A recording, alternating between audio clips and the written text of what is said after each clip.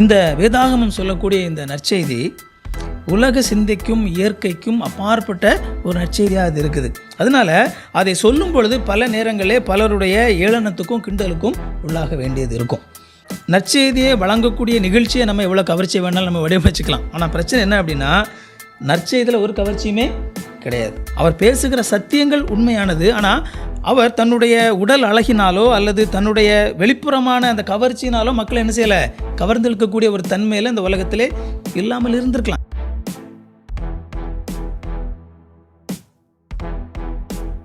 ரோமர் 1 அதிகாரம் 16 வசனம் 17 வசனம். கிறிஸ்துவின் சுவிசேஷத்தை குறித்து நான் வெட்கப்படேன். முன்பு யூதரிலும் பின்பு கிரேக்கரிலும் விசுவாசிக்கிறவன் எவனோ அவனுக்கு ரட்சிப்பு உண்டாவதற்கு அது தேவ பலனாய் இருக்கிறது. விசுவாசத்தினாலே நீதிமான் பிழைப்பான் என்று எழுதியிருக்கிறபடி விசுவாசத்தினால் உண்டாகும் தேவநீதி விசுவாசத்திற்கென்று அந்த சுவிசேஷத்தினால் வெளிப்படுத்தப்படுகிறது. இந்த 2 வசனங்களும் ரோமர் நிருபத்தில் ரொம்ப முக்கியமான வசனங்கள். ஏன் அப்படின்னா, இந்த 2 வசனங்களும் ரோமர் நிருபத்தினுடைய மைய கருத்தை சுருக்கமாக விவரிக்கக்கூடிய வசனங்கள். இந்த முழு ரோமர் புத்தகம் இருக்கு இல்லையா, இந்த முழு ரோமர் புத்தகத்தினுடைய மைய கருத்தை மிக சுருக்கமாக விவரிக்கக்கூடிய வசனங்கள் தான் இந்த 2 வசனங்களும். இந்த முழு ரோமர் நிருபமும் இந்த முழு ரோமர் நிருபத்தையும் நம்ம படித்தோம் அப்படின்னா, இந்த முழு ரோமர் நிருபமும் இந்த 2 வசனத்தினுடைய விரிவாக்கம் அப்படின்னு சொல்லி நம்ம சொன்னோம் அப்படின்னா அது மிகையாகாது. ஓகேவா? இந்த ரோமர் நிருபம் எல்லாமே எதோடைய எக்ஸ்பிளனேஷன் தான், இந்த 2 வசனத்தினுடைய எக்ஸ்பிளனேஷன் தான். அந்த அளவுக்கு பவுல் இந்த 2 வசனத்தில் தான் எதை இந்த ரோமர் நிருபத்தில் எழுத போகிறாரோ அதை மிக சுருக்கமாக என்ன செய்திருக்கிறாரு, இந்த 2 வசனத்தில் அவர் பதிவு செய்திருக்கிறார். கிறிஸ்துவின் சுவிசேஷத்தை குறித்து நான் வெட்கப்படேன். முன்பு யூதரிலும் பின்பு கிரேக்கரிலும் விசுவாசிக்கும் எவனோ அவனுக்கு ரட்சிப்பு உண்டாவதற்கு அது தேவபலனாக இருக்கிறது. விசுவாசத்தினாலே நீதிமான் பிழைப்பான் என்று எழுதியிருக்கிறபடி விசுவாசத்தினால் உண்டாகும் தேவநீதி விசுவாசத்திற்கென்று அந்த சுவிசேஷத்தினால் வெளிப்படுத்தப்படுகிறது. விசுவாசத்தினாலே நீதிமான் பிழைப்பான், இதுதான் கிறிஸ்தவத்தினுடைய மைய கருத்து. அந்த முழு வேதாகமத்தையும் நம்ம கவனமாக வாசித்தோம் அப்படின்னா, நற்செய்தியினுடைய மைய கருத்து என்ன அல்லது வேதாகமத்தினுடைய மைய கருத்து என்ன அப்படின்னு சொல்லி நீங்கள் பார்த்தீங்க அப்படின்னா, இதுதான் நம்ம சொல்ல முடியும். விசுவாசத்தினாலே நீதிமான் பிழைப்பான் அப்படிங்கிற இந்த வசனம். இதை குறித்து தான் என்ன செய்கிறார் அப்படின்னா, இந்த ரோமர் நிருபத்தில் அவர் எழுதுகிறார். இந்த ரோமர் நிருபத்தில் விசுவாசத்தினாலே நீதிமான் பிழைப்பான் அப்படிங்கிற இந்த கருத்தை புரிந்து கொண்டனால தான் பல ஊழியர்கள் கிறிஸ்துவுக்காக ரொம்ப பிரயோஜனமான ஒரு ஊழியத்தை அவங்களால செய்ய முடிஞ்சது. அது மட்டும் இல்லை, கிறிஸ்தவத்திலே ஏற்பட்ட பல்வேறு விதமான எழுப்புதல்கள் அல்லது மறுமலர்ச்சிகள் இது எல்லாமே இந்த விசுவாசத்தினாலே நீதிமான் பிழைப்பான் அப்படிங்கிற இந்த கருத்தை அடிப்படையாக வச்சு தான் என்ன செய்யப்பட்டது அப்படிங்கிற நம்ம பார்க்குறோம். நம்ம இந்த வசனத்தில் 16வது வசனத்தில் நம்ம பார்க்குறோம், இந்த சுவிசேஷம் அல்லது நற்செய்தி. சுவிசேஷம் அப்படின்னா நற்செய்தி சாதாரணமான தமிழில் நற்செய்தி. இந்த நற்செய்தி அதை நம்புகிற நபரை ரட்சிக்கக்கூடிய தேவ பலனாக இருக்கிறது அப்படின்னு சொல்லி பவுல் இந்த இடத்துல எழுதுகிறார். சுவிசேஷம் விசுவாசிப்பரை ரட்சிக்கக்கூடிய தேவ பலன், அதை நம்பக்கூடிய நபர்களை ரட்சிக்கக்கூடிய அல்லது காப்பாற்றக்கூடிய கடவுளுடைய வல்லமை, காட்ஸ் பவர் அதில் என்ன செய்யுது இருக்குது. அந்த உண்மையான நற்செய்தி, சரியான நற்செய்தி ஒரு நபர் நம்பும்போது அது அந்த நபருக்கு ரட்சிப்பை உண்டு பண்ணுகிறது அப்படிங்கிறத அவர் என்ன செய்கிறாரு, இதில் எழுதுகிறார். மனிதர்கள் தங்களுடைய பாவ நிலையினால் தேவ கோபத்துக்கும் நித்திய கோபாக்கினிக்கும் உரியவர்களாக என்ன செய்கிறாங்க, இருக்கிறாங்க. ஆனால் அப்படிப்பட்ட நிலையில் இருக்கிற மனிதர்களை அதிலிருந்து காப்பாற்றக்கூடிய வல்லமை உடையதாக எது தான் இருக்குது, உண்மையான நற்செய்தி. தங்களுடைய பாவ நிலையினால் கடவுளுடைய கோபத்திற்கு ஆளாக இருக்கக்கூடிய மனுக்குலம், தங்களுடைய பாவ நிலையினால் நித்திய வாழ்க்கையிலே நரகத்தை நோக்கி போய் கொண்டிருக்கக்கூடிய மனுக்குலம், இந்த நபர்களை அந்த நிலையிலிருந்து காப்பாற்றக்கூடிய ஒரே ஒரு வல்லமை எதுக்கு மட்டும்தான் இருக்குது, நற்செய்திக்கு மட்டுமே இருக்கிறது அப்படிங்கிறதான் பவுல் இந்த இடத்துல எழுதுகிறார். அந்த நற்செய்தி என்ன அப்படின்னா நல்ல செய்தி. நற்செய்தி அப்படிங்கிறது நல்ல செய்தி. அந்த நல்ல செய்தி யாரை பற்றியது, கிறிஸ்துவை பற்றியது, கிறிஸ்துவின் சுவிசேஷம். அதனால தான் அவர் அழகாக எழுதுகிறார், கிறிஸ்துவின் சுவிசேஷம் அப்படின்னு சொல்லி ஒரு 16 வசனத்தில் எழுதுகிறார். கிறிஸ்துவின் சுவிசேஷத்தை குறித்து நான் வெட்கப்பட மாட்டேன், அல்லது கிறிஸ்துவனுடைய நற்செய்தி, கிறிஸ்துவை பற்றிய நற்செய்தி. அப்போ இயேசு கிறிஸ்துவை பற்றிய அந்த நற்செய்தி, அந்த இயேசு கிறிஸ்துவை பற்றிய அந்த நல்ல செய்தியை நம்பக்கூடிய நபர்களை பாவத்தினுடைய வல்லமையிலிருந்து அல்லது பாவம் அவர்களை நரகத்தை நோக்கி கொண்டு போய் கூட்டிருக்கிற அந்த நிலையிலிருந்து அவங்களை காப்பாற்றக்கூடிய வல்லமை அதற்கு இருக்கிறது அப்படிங்கிறத என்ன செய்கிறாரு பவுல் எழுதுகிறார். அது மட்டும் இல்லாமல் அந்த நற்செய்தியை குறித்து நான் வெட்கப்பட மாட்டேன் அப்படின்னு சொல்லி எழுதுகிறார். கிறிஸ்துவின் சுவிசேஷத்தை குறித்து நான் வெட்கப்பட மாட்டேன். கிறிஸ்துவனுடைய நற்செய்தியை குறித்து அந்த நல்ல செய்தியை மற்றவர்களுக்கு சொல்வதிலே எனக்கு வெட்கம் இல்லை, அதை நான் குறித்து வெட்கப்பட மாட்டேன் அவர் எழுதுகிறார். இந்த இடத்துல நம்ம பல நேரங்களில் என்ன நினைக்கிறோம் அப்படின்னா, வெட்கப்பட மாட்டேன் அப்படின்னு சொல்லி அவர் சொல்லும் பொழுது அவர் கூச்சப்படுவதை குறித்து எழுதுகிறார் அப்படின்னு சொல்லி நினைக்கிறோம். நம்ம ஒரு சில நேரத்தில் இயேசு கிறிஸ்துவை குறித்து மற்றவங்ககிட்ட சொல்கிறதுக்கு நமக்கு கூச்சமாக இருக்குது. ஏன்னா வேதாகமத்தில் சர்ச்சுக்கு வந்தால் நீங்கள் இயேசு கிறிஸ்துவ மற்றவங்ககிட்ட சொல்லணும் அப்படின்னு சொல்லி என்ன செய்கிறாங்க சொல்கிறாங்களா? இதை கேட்டு நம்மளுக்குள்ளே ஒரு ப்ரெஷர், என்னடா இது இயேசுவை பற்றி மற்றவங்ககிட்ட சொல்கிறாங்களே அப்படின்னு சொல்லி அதை மற்றவங்ககிட்ட சொல்லணும் அப்படின்னு சொல்லி நினைக்கும்போது ஒரு சிலருக்கு கொஞ்சம் கூச்சமாக இருக்குது. அப்போது நம்ம நினச்சிடறோம், அந்த வசனத்தை நம்ம ஆட்டோமேட்டிக்காக வாசிக்கும் போது நம்ம நினைக்கிறோம் இயேசு கிறிஸ்துவை குறித்து அவருடைய சுவிசேஷத்தை குறித்து நான் வெட்கப்பட மாட்டேன் அப்படின்னு சொல்லும்போது அவர் கூச்சப்படுவதை குறித்து பேசுகிறாரு. மற்றவங்ககிட்ட சொல்லும்போது கூச்சமாக இருக்கும் இல்லையா, ஸ்டேஜ் ஃபியர் அப்படின்னு சொல்லி சொல்லுவாங்களே. ஒரு ஸ்டேஜில் நம்ம திடீர்னு உங்களை கூப்பிட்டு ஒரு ஸ்டேஜ் இருக்குது, உங்களை கூப்பிட்டு பேச சொல்கிறாங்க, வாங்க அந்த ஸ்டேஜில் பேசுங்க அப்படின்னு சொல்லும்போது எப்படி இருக்கும் உங்களுக்கு? டப்புன்னு போய் ஸ்டேஜில் பேசிடுவோமா? பேச மாட்டோம். முதல்ல மைக்கில் நின்று பேசும்போது எப்படி இருக்கும்? கூச்சமாக இருக்கும். அப்போ அந்த கூச்ச உணர்வை தான் பவுல் எழுதுகிறாரு அப்படின்னு சொல்லி பல நேரங்களில் நம்ம அதை ஆட்டோமேட்டிக்காக வாசிக்கும்போது நம்ம நினச்சிரும். ஆனால் பவுல் இந்த இடத்துல ஸ்டேஜ் ஃபியரை பற்றி அல்லது கூச்சத்தை பற்றி பேசலை, மாறாக அவர் அந்த கேவலப்படுவதை குறித்து அல்லது வெட்கப்படுவதை குறித்து அவர் பேசுகிறார். அல்லது இங்கிலீஷில் சொல்கிறதா இருந்தால் அவர் ஷைனஸ், கூச்சம் அப்படிங்கிறது ஷைனஸ், அந்த ஷைனஸை குறித்து அவர் பேசலை, மாறாக ஷேம்னஸை குறித்து பேசுகிறார். Ashamed, I am not ashamed அப்படிங்கிற வார்த்தையை தான் இங்கிலீஷில் என்ன செஞ்சுருக்காங்க, பயன்படுத்திருக்காங்க. ஷை இல்லை, அஷேம்ட். நான் அதை குறித்து என்ன செய்ய மாட்டேன், அதை குறித்து நான் வெட்கப்பட மாட்டேன் அப்படின்னு சொல்லி என்ன செய்கிறாரு அவர் எழுதுகிறார். இந்த வேதாகமம் சொல்லக்கூடிய இந்த நற்செய்தி உலக சிந்தைக்கும் இயற்கைக்கும் அப்பாற்பட்ட ஒரு நற்செய்தியாக அது இருக்குது. அதனால் அதை சொல்லும் பொழுது பல நேரங்களிலே பலருடைய ஏளனத்துக்கும் கிண்டலுக்கும் உள்ளாக வேண்டியது இருக்கும். அதை மனதில் கொண்டவராகத்தான் அவர் என்ன சொல்கிறார், இதை நான் சொல்லும் பொழுது இதை நான் கேவலமாக நினைக்க மாட்டேன். இயேசு கிறிஸ்துவனுடைய நற்செய்தியை நான் மற்றவங்களுக்கு அறிவிக்கும் போது அதை நான் கேவலமாக நினைக்க மாட்டேன். கூச்சமாக இல்லை, அவருக்கு கூச்ச உணர்வுலாம் கிடையாது. இப்படிப்பட்ட நிலையில் இருக்கிற ஒரு நபருக்கு கூச்ச உணர்வு இருக்கிறதுக்கு வாய்ப்பு இல்லை. அவர் கூச்சப்படுவது குறித்து பேசலை. நான் அதை கேவலமாக நினைக்க மாட்டேன், அதை கேவலமாக நினைத்து மற்றவங்களுக்கு சொல்லாமல் இருக்க மாட்டேன் அப்படிங்கிறத என்ன செய்கிறாரு அவர் சொல்கிறார்.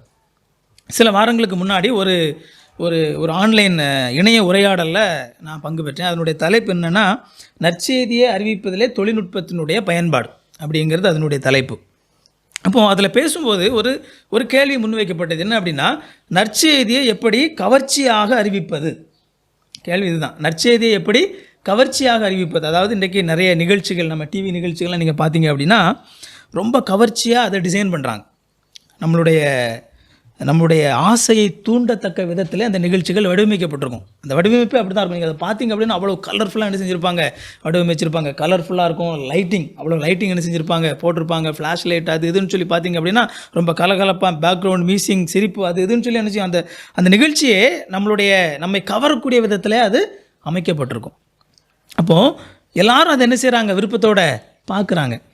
அப்போ இதே கேள்வி, எத்தனையோ நிகழ்ச்சிகள் இன்றைக்கு மக்களை கவர்ச்சிகரமாக கவர்ந்தெழுக்கக்கூடிய விதத்திலே அது அமைக்கப்படுது. நற்செய்தியும் நம்ம இப்படி கவர்ச்சியாக நாம் அறிவிக்க முடியும் அப்படிங்கிற ஒரு கேள்வி.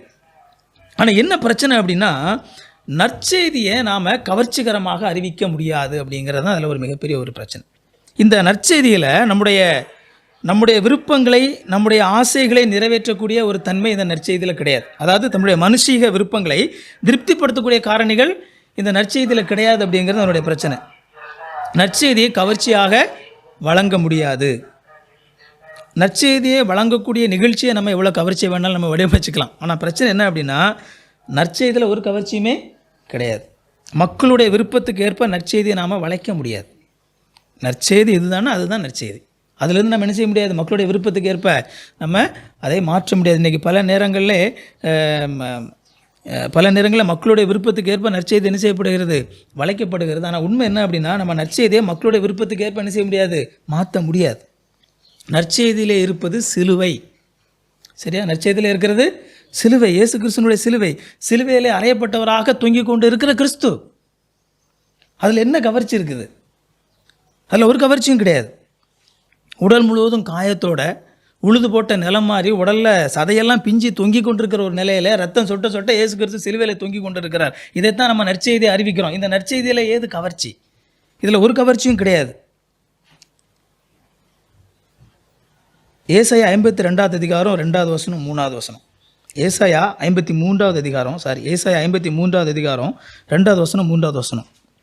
இளம் கிளையைப் போலவும் வறண்ட நிலத்திலிருந்து துளிர்க்கிற வேரைப் போலவும் அவனுக்கு முன்பாக எழும்புகிறார். அவருக்கு அழகும் இல்லை, சௌந்தரியமும் இல்லை. அவரை பார்க்கும்போது நாம் அவரை விரும்பத்தக்க ரூபம் அவருக்கு இல்லாதிருந்தது. அவர் அசட்டை பண்ணப்பட்டவரும் மனுஷரால் புறக்கணிக்கப்பட்டவரும் துக்கம் நிறைந்தவரும் பாடு அனுபவித்தவருமாய் இருந்தார். அவரை விட்டு நம்முடைய முகங்களை மறைத்து கொண்டோம். அவர் அசட்டை பண்ணப்பட்டிருந்தார், அவரை எண்ணாமல் போனோம் அப்படின்னு சொல்லி ஏசாயா தீர்க்கதரிசி அதில் எழுதுகிறார்.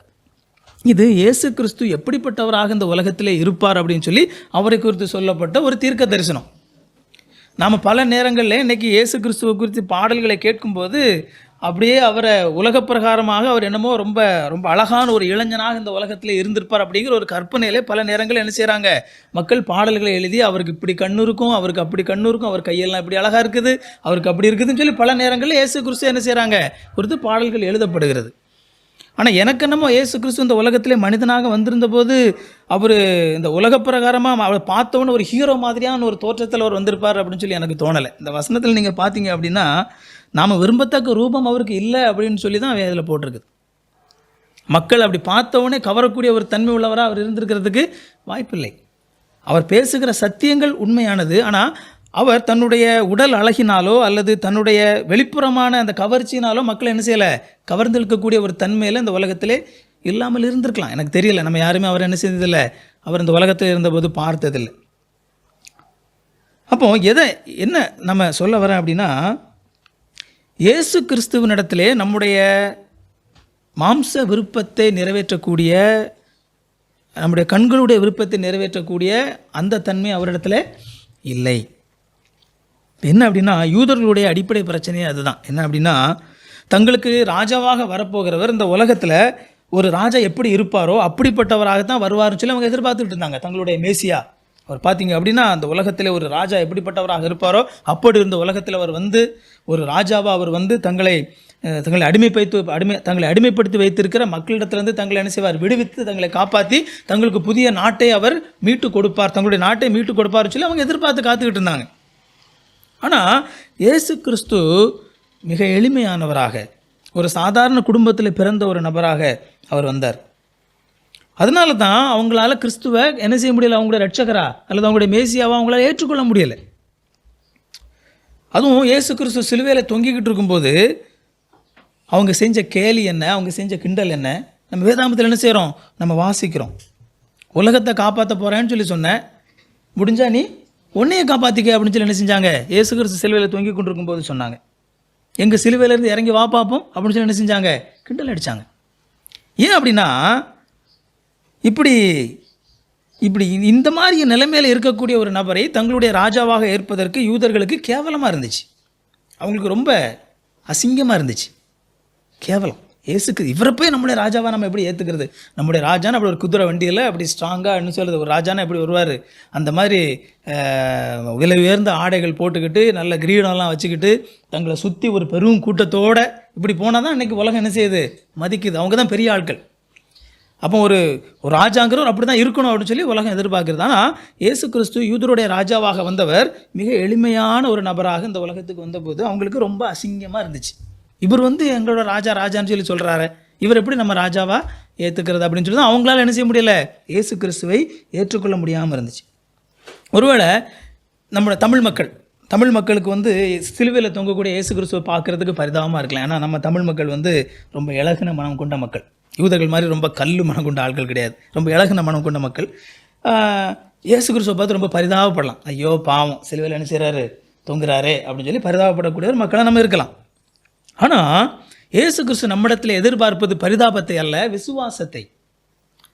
அவரை பார்த்து நம்ம பரிதாபப்படணும்னு சொல்லி அவர் சிலுவையில் தொங்கலை, மாறாக நாம் அவரை விசுவாசிக்க வேண்டும் அப்படிங்கிறதுக்காக அவர் சிலுவையில் தொங்கினார். இயேசு கிறிஸ்து அவரை கடவுளாக நாம் ஏற்றுக்கொள்ள வேண்டும் சொல்லி என்ன செய்கிறாரு, ஆசைப்படுறார். அவரே ரட்சகர் அப்படிங்கிறத நாம் புரிந்து கொள்ள வேண்டும் சொல்லி என்ன செய்கிறாரு, அவர் விரும்புகிறார்.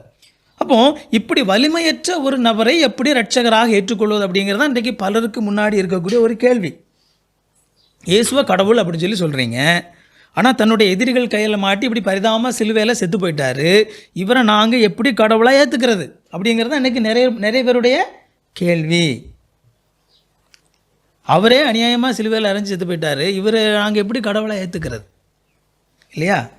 உலகத்தினுடைய கேள்வி இன்றைக்கு இதுவாக தான் என்ன செய்யுது இருக்குது. இயேசு கிறிஸ்து மாதிரியான ஒரு நபரை இரட்சகராக ஏற்றுக்கொள்வதற்கு, கடவுளாக ஏற்றுக்கொள்வதற்கு உலகம் அசிங்கப்படுகிறது. அதை கேவலமாக உலகத்திலே நினைச்சாங்க, நிறைய பேர் நினைக்கிறாங்க.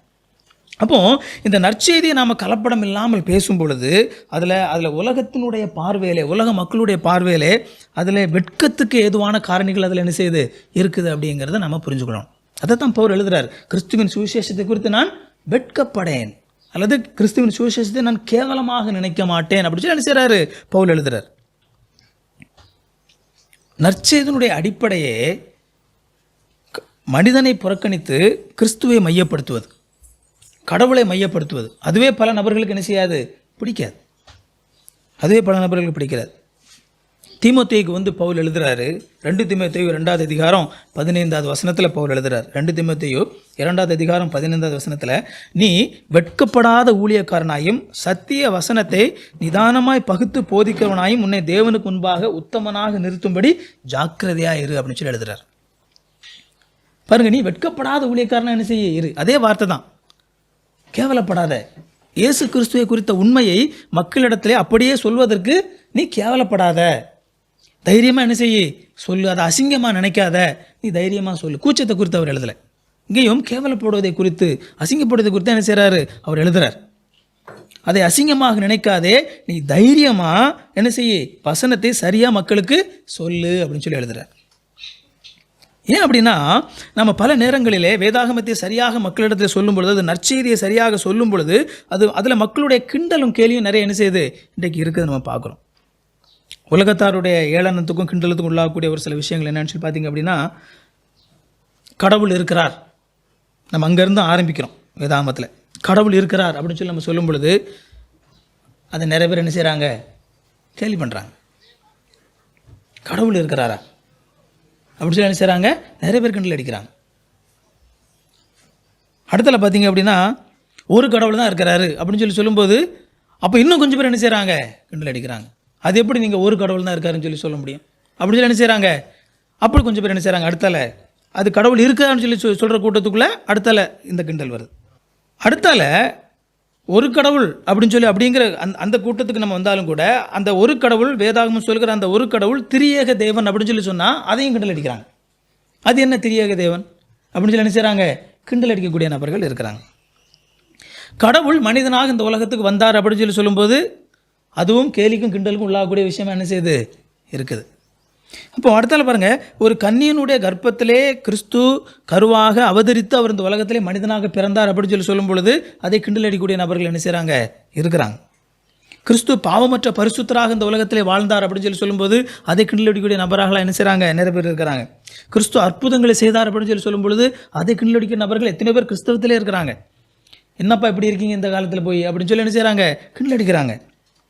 கிறிஸ்து நமது பாவங்களுக்காக மரித்தார் அப்படின்னு சொல்லி சொல்லும்போது அவர் எப்படி எங்களுடைய பாவத்துக்காக மரிக்கிறது, நாங்கள் எங்கள் பாவத்தை நாங்கள் பார்த்துக்குவோம், அவர் ஒன்று எங்களுடைய பாவத்துக்காக என்ன செய்ய வேண்டாம் அப்படின்னு சொல்லி கிண்டல் அடிக்கக்கூடிய நபர்கள் இருக்கிறாங்க. கிறிஸ்து மரித்தாலும் உயிரோடு எழும்பினார் அப்படின்னு சொல்லி சொல்லும்போது நம்மை பார்த்து சிரிக்கிற நபர்கள் என்ன செய்கிறாங்க, இருக்கிறாங்க. கிறிஸ்து இன்றைக்கும் பரலோகத்தில் உயிரோடு இருக்கிறார் அப்படின்னு சொல்லி சொல்லும்போது அதை கிண்டல் அடிக்கிற நபர்கள் இருக்கிறாங்க. கிறிஸ்து மீண்டுமாக உலகத்துக்கு வருவார் அப்படின்னு சொல்லி சொல்லும்போது அதை ஏளனமாக நினைக்கக்கூடிய மக்கள் இருக்கிறாங்க. மனுஷன் பிறப்பிலேயே பாவி அப்படின்னு சொல்லி சொல்லும்போது அதை சொல்லும் பொழுது கோபப்படுகிற மக்கள் இருக்கிறாங்க. அது எப்படி நீ என்னையே பாவின்னு சொல்லி சொல்லுவேன் அப்படின்னு சொல்லி என்ன செய்கிறாங்க, கோபப்படக்கூடிய மக்கள் இருக்காங்க. நம்முடைய நற்கிரியைகள், நாம் செய்கிற நல்ல காரியங்கள், இது எல்லாம் தேவனுடைய சமூகத்திலே நம்மை ஏற்புடையதாக ஆக்காது, அல்லது கடவுள் நம்மை ஏற்றுக்கொள்வதற்கு நாம் இந்த உலகத்திலே செய்கிற நற்கிரியைகள் மட்டும் போதாது. அந்த நற்கிரியைகளை மட்டும் வைத்துக்கொண்டு நாம் தேவனிடத்தில் போய் கடவுளை நீங்கள் என்ன ஏற்றுக்கொள்ளுங்கன்னு சொல்லி சொன்னால் அவர் நம்ம ஏற்றுக்கொள்ள முடியாது அப்படின்னு சொல்லி சொல்லும் பொழுது அதை புறக்கணிக்கிற மக்கள் என்ன செய்கிறாங்க, இருக்கிறாங்க. கிறிஸ்துவை தவிர உங்களுக்கு வேறொரு இரட்சகர் இல்லை அப்படின்னு சொல்லி சொல்லும் பொழுது அதை புறக்கணிக்கிற நபர்கள் இருக்கிறாங்க. விசுவாசத்தினுடைய அடிப்படையிலே தான் தேவனுடைய நீதி நமக்கு கிடைக்கும். இயேசு கிறிஸ்துவை விசுவாசிக்கும் போது மட்டுமே தேவன் நம்மை ஏற்றுக்கொள்ளத்தக்க நீதியை உடையவர்களாக நாம் என்ன செய்வோம், மாறுவோம் அப்படின்னு சொல்லும் பொழுது அதை புறக்கணிக்கிற நபர்கள் இருக்கிறாங்க. கிறிஸ்துவை விசுவாசிக்கிற நபர்களுக்கு மட்டுமே நித்திய ஜீவன் உண்டு. கிறிஸ்துவை விசுவாசிக்கிற நபர்களுக்கு மட்டுமே ஆண்டவர் என்ன செய்திருக்கிறார், பரலோகத்தை ஆயத்தம் பண்ணி வைத்திருக்கிறார் அப்படின்னு சொல்லும் பொழுது அதை கிண்டல் அடிக்கிற நபர்கள் இருக்கிறாங்க. பாருங்க, நாம் வேதாகமம் என்ன சொல்லுதோ அதிலிருந்து நம்ம மாறாமல், காம்ப்ரமைஸ் பண்ணிக்காமல், நம்ம மிகச்சரியாக சத்தியத்தை நாம் சொல்லும் பொழுது உலகம் நம்மை கிண்டல் அடிக்கிறது, கேலி பேசுது. ஆனாலும் இதை குறித்தெல்லாம் நான் என்ன செய்ய மாட்டேன், வெட்கப்பட மாட்டேன். இதெல்லாம் நான் தைரியமாக சொல்லுவேன். இதை குறித்து நான் வெட்கப்பட மாட்டேன். இதை சொல்வதை நான் கேவலமாக நினைக்க மாட்டேன் அப்படின்னு சொல்லி தான் பவுல் இந்த இடத்துல எழுதுறார். கூச்சப்படுறதை பற்றி எழுதலை. இதில் பார்த்தீங்க அப்படின்னா வசனம் 17 பவுல் எழுதுறாரு, விசுவாசத்தினாலே நீதிமான் பிழைப்பான் என்று எழுதியிருக்கிறபடி விசுவாசத்தினால் உண்டாகும் தேவநீதி விசுவாசத்திற்கென்று அந்த சுவிசேஷத்தினால் வெளிப்படுத்தப்படுகிறது.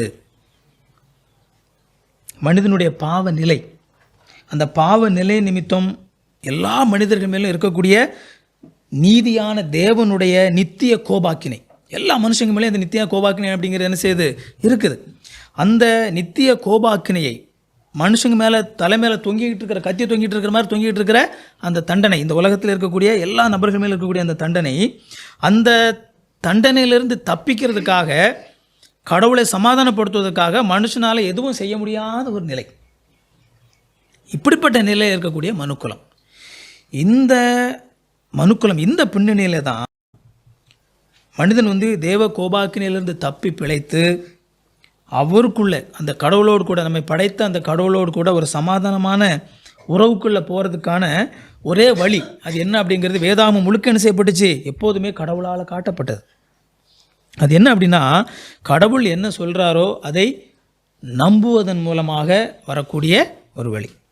கடவுள் என்ன சொல்கிறாரோ அதை நம்புவதன் மூலமாக அல்லது விசுவாசிப்பதன் மூலமாக நாம் தப்பி பிழைத்து கொள்ளக்கூடிய தேவனுடைய வழி. விசுவாசத்தினால் உண்டாகும் தேவநீதி, விசுவாசத்தினால் உண்டாகும் தேவநீதி. இயேசு கிறிஸ்துவை பற்றிய உண்மைகளை நம்புவதன் மூலம், விசுவாசிப்பதன் மூலம் ஒரு நபரை கடவுள் நீதிமானாக கருதுகிறார். இது வேதாகமம் முழுக்க நம்ம என்ன செய்தோம், நம்ம பார்த்தோம். எல்லா இடத்திலும் தொடக்கத்திலிருந்து கடைசி வரைக்கும் இதுதான் என்ன செய்யுது, இருக்குது. இதுதான் பாவ மனுக்குலத்திற்கு கடவுள் கொடுக்கிற நற்செய்தி. பழைய ஏற்பாடு முழுக்க ஆண்டவர் இதைத்தான் அந்த மக்களுக்கு சொல்லிக் கொடுக்கறதுக்கு முயற்சி பண்ணார். ஆதாம் பாவத்திலே விழுந்த பொழுது அங்கே உடனடியாக அவனுக்கு நற்செய்தி அறிவிக்கப்பட்டுச்சு. என்ன அப்படின்னா, இந்த உலகத்தில் ஒரு கன்னியினுடைய வயிற்றிலே ஒரு ஆண் பிறப்பார், அவர் சாத்தானுடைய தலையை நசுக்குவார் அப்படின்னு சொல்லி என்ன செய்யப்பட்டது, உடனடியாக ஆதாமுக்கு இங்கே நற்செய்தி அறிவிக்கப்பட்டது. அதை ஆதாம் ஏவாளும் நம்பினாங்க. உடனடியாக அந்த அடிப்படையில் தான் அவங்க கடவுளால் ஏற்றுக்கொள்ளப்பட்டாங்க. அடுத்தல பின்னாடி நம்ம பார்க்குறோம், உலகத்தில் பாவம் பெருகி கிடந்த பொழுது நோவாவுடைய காலகட்டத்தில் ஆண்டவர் அழிவை அறிவிக்கிறார். இந்த மக்கள் பாவத்தில் என்ன செய்கிறாங்க, பெருத்து போய் கிடக்கிறாங்க.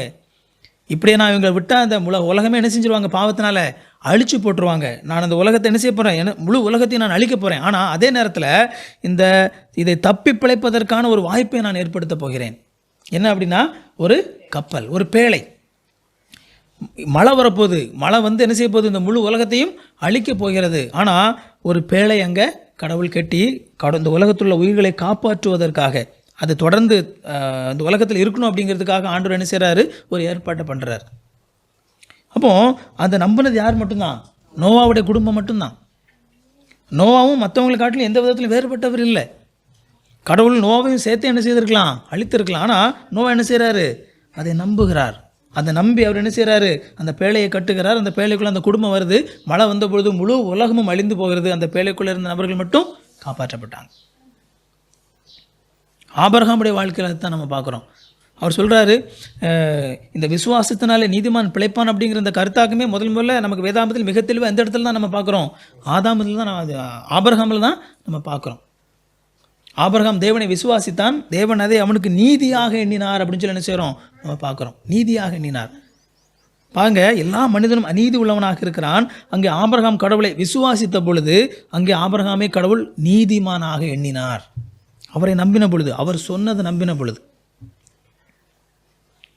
வனாந்தரத்திலே மக்கள் அந்த பாம்பு கடித்து செத்துக்கிட்டு இருந்த போது ஆண்டவர் சொன்னார், நீ ஒரு வெண்கலத்தில் ஒரு பாம்பை செஞ்சு நீ ஒரு கம்பலை உயர்த்தி வை, பாம்பு கடிக்கும்போது யாரெல்லாம் அதை பார்ப்பாங்களோ அவங்க பிழைப்பாங்க அப்படின்னு சொல்லி சொன்னார்.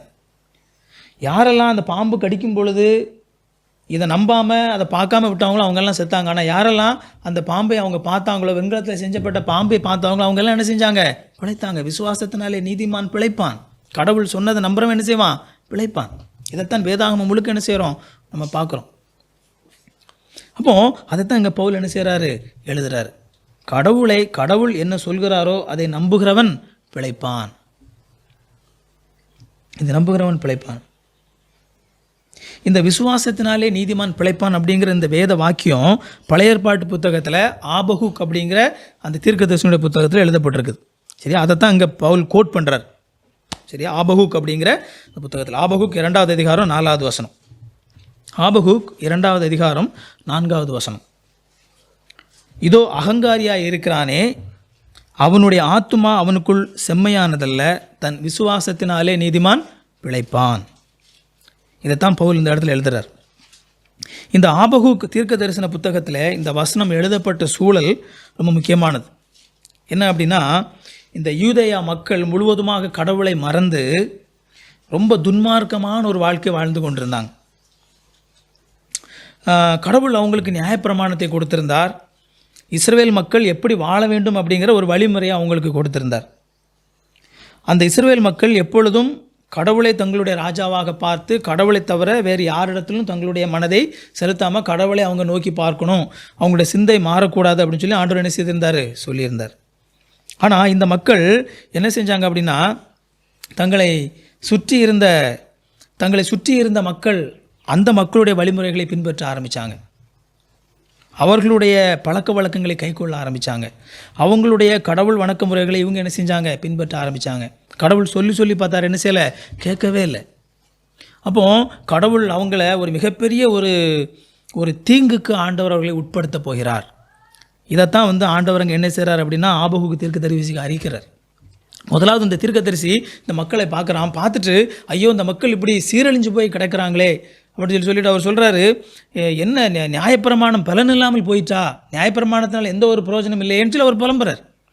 அப்படி புலம்பும்போது தான் கடவுள் தீர்க்கதரிசிக்கிட்ட சொல்கிறாரு, நான் இவர்களை மிக மோசமான ஒரு அடிமைத்தனத்துக்குள்ளாக நான் அவங்கள விட்டு கொடுக்க போகிறேன் அப்படின்னு சொல்லும் பொழுது எப்படிப்பட்ட ஒரு வேதனை அந்த இஸ்ரேல் மக்களுக்கு, யூத மக்களுக்கு வரப்போகிறது அப்படிங்கிறத கடவுள் என்ன செய்கிறாரு? அங்கே அந்த தீர்க்கதரிசிக்கு காட்டுறார். அதை பார்த்த உடனே தீர்க்கதரிசனுடைய மனம் அப்படியே உடைஞ்சு போகுது. ஏன்னா அந்த யூதா மக்கள் மிக மோசமான ஒரு தீங்குக்குள்ள என்ன செய்ய போகிறாங்க. அவங்களுடைய பாவத்தின் நிமித்தமாக, அவங்க கடவுளை மறந்தது நிமித்தமாக, அல்லது அவங்க கடவுளை நம்ப மறுத்தது நிமித்தமாக அவங்க என்ன செய்ய போகிறாங்க? ஒரு மிக மோசமான ஒரு தண்டனைக்குள்ளே கடவுள் அவங்கள கொண்டு போக போகிறார். அதை எப்படிப்பட்ட ஒரு மக்கள் ஒரு கடினமான ஒரு அடிமைத்தனத்துக்குள்ளே அவங்க போக போகிறாங்க அப்படிங்கிறத பார்த்த உடனே இந்த தீர்க்கதரிசனுடைய மனம் வேதனைப்படுகிறது. அவர் வேதனைப்பட்டு, ஆண்டவரே நீங்கள் தண்டிக்கணும் அப்படிங்கிறது சரிலாம், அதுக்காக இப்படியா எங்களை கஷ்டப்படுத்த போகிறீங்க, எங்களுடைய ஜனமே அழிஞ்சு போகுமே, நாங்கள் மொத்தத்தில் அழிஞ்சே போயிடுவோமே, அப்போனா கடவுளை நீங்கள் எங்களை முழுவதுமாக புறக்கணிச்சிட்டிங்களா, உங்களுடைய ஜனம், நீங்கள் தெரிந்தெடுத்த ஜனம், இஸ்ரவேல் ஜனம், நீங்கள் தெரிந்தெடுத்த ஜனம், நீங்கள் உங்களுடைய வாக்குத்தத்தத்தை கொடுத்த ஜனம், நீங்கள் எங்களை முழுவதுமாக புறக்கணிச்சிட்டிங்களா அப்படின்னு சொல்லி அவர் என்ன செய்கிறாரு? கடவுள் இடத்துல அவர் புலம்புறார். அப்படி புலம்பும்போது தான் கடவுள் சொல்கிறாரு, இல்லை இது முடிவில்லை, குறித்த காலத்திற்கு இன்னும் தீர்க்க தரிசனம் வைக்கப்பட்டு இருக்கிறது, நீ அதுக்கு காத்துரு, அது தாமதித்தாலும் அது வரும், அது வராமல் என்ன செய்யாது? போகாது. சமுத்திரம் ஜலத்தினாலே நிறைந்திருப்பது போல இந்த உலகத்திலே இருக்கிற மக்கள் தேவனை அறிகிற அறிவினாலே நிறைந்திருப்பார்கள். அப்படிப்பட்ட ஒரு காலம் வருகிறது. இந்த உலகம் முழுக்க கடவுளை அறிந்த மக்கள் இருக்கக்கூடிய ஒரு காலம் வருகிறது. சமுத்திரம் ஜலத்தினாலே நிறைந்திருப்பது போல இந்த உலகம் முழுக்க கடவுளை உண்மையாக அறிந்த ஒரு கூட்டம் என்ன செய்வாங்க? இருப்பாங்க. அப்படிப்பட்ட ஒரு காலம் எதிர்காலத்திலே கடவுளை நம்புகிற மக்களுக்கு வரப்போகிறது, எதிர்காலம் இருக்கிறது, இது முடிவில்லை அப்படின்னு சொல்லி கடவுள் சொல்லும் பொழுது தான் இங்கே ஆபகுக்கு சொல்கிறாரு, ஆபகுக் தீர்க்கதரிசனம் எழுதப்பட்டிருக்கிறது, தன் விசுவாசத்தினாலே நீதிமான் பிழைப்பான். ஆண்டவருடைய வார்த்தை இருக்கிறது, அதை நம்பு, காத்துரு, அதுக்கு அவன் விசுவாசத்தினால என்ன செய்வான்? பிழைப்பான். விசுவாசிக்கிற மக்களுக்கு ஒரு அற்புதமான ஒரு எதிர்காலத்தை கடவுள் ஆயத்தப்படுத்தி வைத்திருக்கிறார்.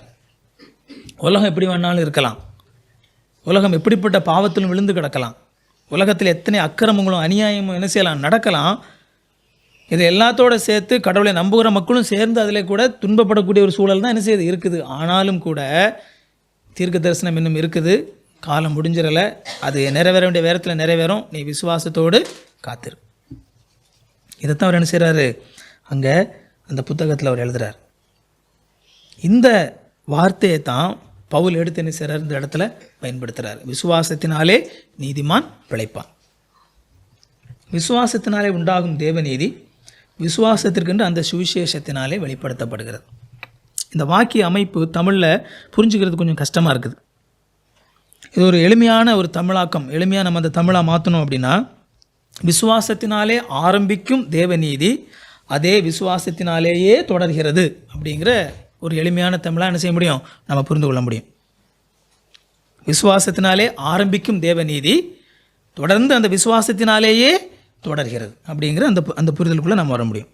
விசுவாசித்து ரட்சிக்கப்படுறது முடிவு கிடையாது. நிறைய நேரத்தில் நம்ம என்ன நினச்சிடறோம் அப்படின்னா, விசுவாசிச்சாச்சு, இயேசு கிறிஸ்துவை விசுவாசிச்சிட்டோம், ரட்சிக்கப்பட்டோம், அவ்வளோதான், எல்லாம் முடிஞ்சது என்னுடைய வாழ்க்கையில், இனிமேல் ஸ்ட்ரைட்டாக என்ன தான், பரலோகம் தான் அப்படிங்கிற அந்த சிந்தனைகளை வந்துடும். உண்மைதான், விசுவாசித்து ரட்சிக்கப்பட்டவர்களுக்கு ஆண்டவர் நித்திய ஜீவனை வைத்திருக்கிறார், எந்த மாற்று கருத்தும் இல்லை. ஆனால் அந்த கிறிஸ்துவின் சிலுவையிலே அமைந்த இந்த நற்செய்தியானது ஒரு விசுவாசிக்கு ஒரு புதிய ஆரம்பத்தை கொடுக்கிறது. விசுவாசி ரட்சிக்கப்பட்டதோடு அது முடிவு கிடையாது, அது ஒரு ஆரம்பம், அது ஒரு புதிய ஆரம்பம். அதைத்தான் நம்ம என்ன செய்யணும், வேதாகமத்தில் பார்க்குறோம். ஒரு புதிய பிறப்பு, ஒரு ஆவிக்குரிய மறுபிறப்பு, ஒரு புதிதாக நாம் என்ன செய்திருக்கிறோம், ஆண்டவருக்குள்ளாக நாம் பிறந்திருக்கிறோம். அது ஒரு ஒரு ஒரு சிறப்பான ஒரு வாழ்க்கையினுடைய ஆரம்பமாக அது இருக்குது. அதனால தான் இந்த கிறிஸ்துவனுடைய சிலுவையில் அமைந்த இந்த நற்செய்தி அவிசுவாசிக்கு மட்டுமல்ல, அது விசுவாசிக்கும் நற்செய்தியாகத்தான் இருக்கிறது. நம்ம பல நேரங்களில் இயேசு கிறிஸ்துவனுடைய சிலுவை நற்செய்தி அப்படிங்கிறது அவிசுவாசிக்கு மட்டும்தான், கடவுளை நம்பாத நபர்களுக்கு அல்லது இயேசு கிறிஸ்துவை ரட்சகராக ஆண்டவராக ஏற்றுக்கொள்ளாத நபர்களுக்கு மட்டும்தான் அந்த நற்செய்தி நம்ம நினச்சிக்கிறோம். ஆனால் உண்மை என்ன அப்படின்னா, இந்த நற்செய்தி கிறிஸ்தவர்களுக்கும் இது தொடர்ந்து அது நற்செய்தி தான். நான் ரட்சிக்கப்பட்டதோட எனக்கும் கடவுளுக்குமான தொடர்பு என்ன செய்யறதில்லை, எனக்கும் சிலுவைக்குமான தொடர்பு முடிந்து விடுவதில்லை. ரட்சிக்கப்பட்டதுக்கு அப்புறம் தான் ஒரு அந்த ரட்சிக்கப்பட்ட பிறகும் கூட ஒரு கிறிஸ்தவனுடைய வாழ்க்கையிலே அந்த சிலுவையின் நற்செய்தி அதே வீரியத்தோடு என்ன செய்யுது, தொடர்கிறது, அதே வீரியத்தோடு தொடர்கிறது. இந்த இரண்டுக்குமே சமமான அழுத்தத்தை கொடுத்து தான் பவுல் இந்த கடிதத்தில் என்ன செய்திருக்கிறாரு, அவர் தன்னுடைய கருத்துக்களை அவர் அழகாக பதிவு செய்திருக்கிறார். ஒரு அவிசுவாசிக்கு மட்டுமல்ல, ஒரு விசுவாசிக்கும் கிறிஸ்துவனுடைய சிலுவை எந்த வண்ணம் நற்செய்தியாக இருக்கிறது, அது எவ்வளவு வீரியமாக ஒரு கிறிஸ்தவனுக்குள் ஒரு தாக்கத்தை ஏற்படுத்துகிறது அப்படிங்கிறது அவர் என்ன செய்கிறாரு, இந்த ரோமர் கடிதத்திலே அவர் பின்னால் எழுதுகிறார். இப்போ இனி வரப்போகிற பகுதியில் நாம் எப்படி எல்லா மனிதர்களும், உலகத்தில் பிறந்த எல்லா மனிதர்களும் எப்படி தேவனுக்கு முன்பாக பாவிகளாக இருக்கிறாங்க அப்படிங்கிறதையும், அவங்க மேலே இருக்கிற கடவுளுடைய அந்த நீதியான தேவ கோபாக்கினை என்ன அப்படிங்கிறதையும், அதுக்கு கடவுள் அந்த கோபாக்கினையிலிருந்து தப்பிக்கிறதுக்கு கடவுள் என்ன வழி வைத்திருக்கிறார் அப்படிங்கிறதையும் நம்ம என்ன செய்ய போகிறோம், வருகிற பகுதிகளில் நம்ம பார்க்க போகிறோம். அதை தான் நம்ம பிள்ளைங்க, அதனுடைய ஆரம்பத்தை தான் நம்ம பிள்ளைங்க இன்றைக்கி வசனமாக சொன்னாங்க. சத்தியத்தை அநியாயத்தினாலே அடக்கி வைக்கிற எல்லாவித அவபக்திக்கும் அநியாயத்திற்கும் விரோதமாய் தேவ கோபம் வானத்திலிருந்து வெளிப்படுத்தப்பட்டு இருக்கிறது. தேவ கோபம் இருக்குது.